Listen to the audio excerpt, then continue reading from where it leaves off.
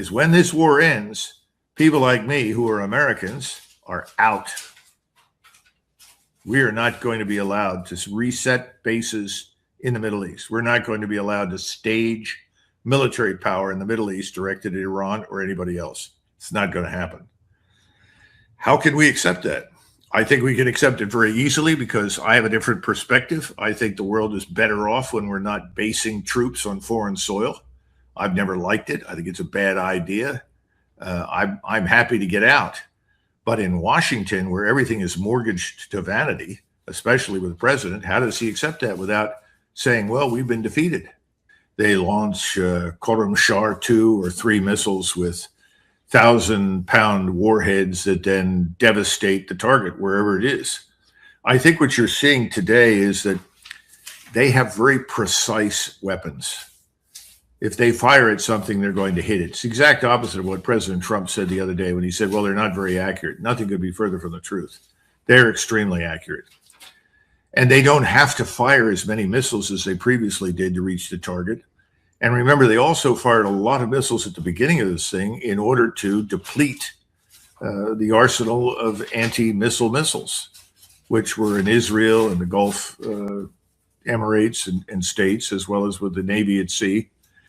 And I think they've succeeded. I mean, I'm sure that we are getting close to the bottom.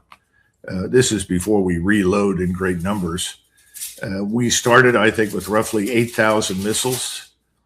I don't know where we are now. The Iranians started with 45,000 missiles. There's no evidence that they're about to run out. But what we're seeing are the best, the most accurate and devastating weapons.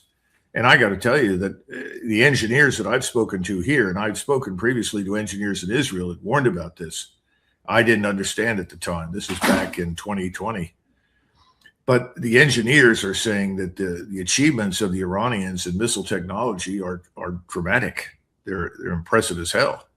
And everything they hit, they've devastated. Now we're shipping, as you know, a THAAD radar, and I presume more THAAD missiles and launchers to Israel. I think the Iranians are being very careful now. They're looking at battle damage.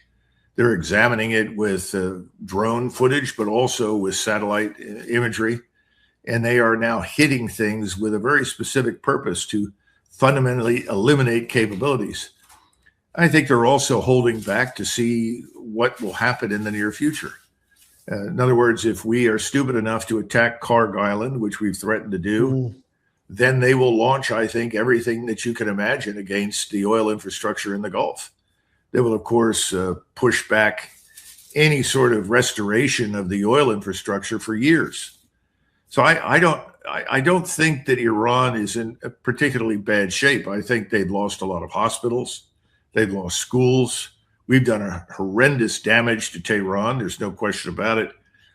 But again, you know, this is Persia.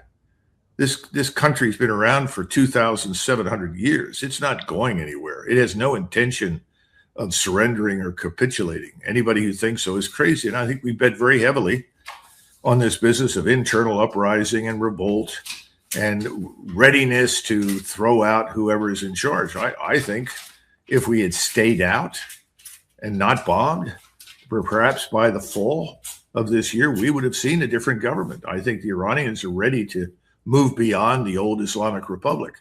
All we've done is slow it down.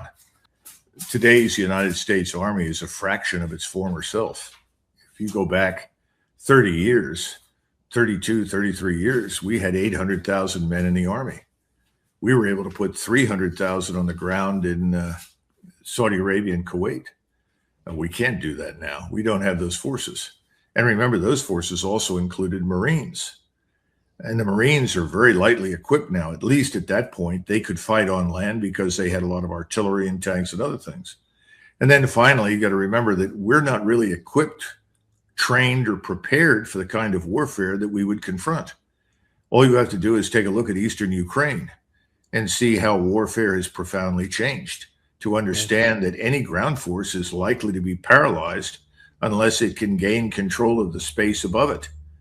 And that's a very difficult process. How do you annihilate, stop, and neutralize all of these drones that fly all over the place all the time, from from the very smallest that carries perhaps a grenade to the very largest. We're not prepared for that. So if we were trying to do something like this, it probably wouldn't work out very well for us. I keep trying to get people to understand something else. They just don't get it. Today's satellite-based intelligence, surveillance, reconnaissance capabilities, together with the collection devices that we have that are in the sort of terrestrial environment, mean that your opponent has pretty much persistent surveillance of everything on the ground that you do. That's very important. And because it means that, let us say we decided, well, we're very clever, we'll land on the Syrian coast because that's closer to, say, Iran. We don't have as far to march and move and so forth. Well, by the time you picked the harbor and started to bring in ships with equipment and brought in troops, you would be targeted with these missiles. They would do enormous damage. They'd kill thousands of men.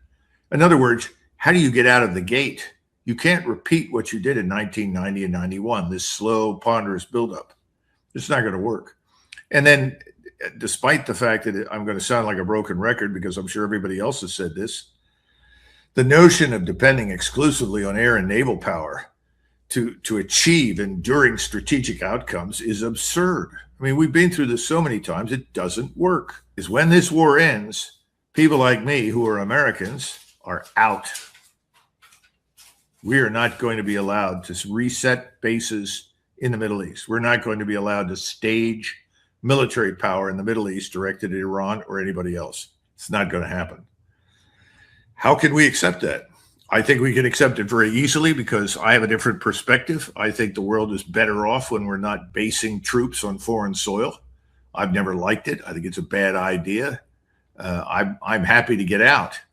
But in Washington, where everything is mortgaged to vanity, especially with the president, how does he accept that without saying, well, we've been defeated?